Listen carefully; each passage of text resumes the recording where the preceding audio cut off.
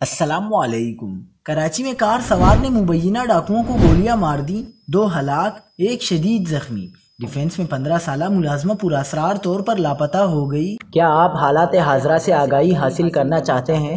خبر کے پیچھے چھپے اصل حقائق جاننا چاہتے ہیں تو ابھی سبسکرائب کیجئے جلمل پاکستان کو اور ساتھ ہی گھنٹی کے نشان پر کلک کر دیں۔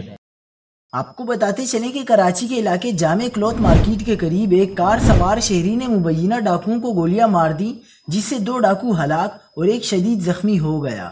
پولیس کے مطابق ایم اے جناح روڈ پر کار سوار نے 3 مبینہ ڈاکوؤں پر فائرنگ کی تھی۔ ایک ڈاکو موقع ہی پر ہلاک ہوا۔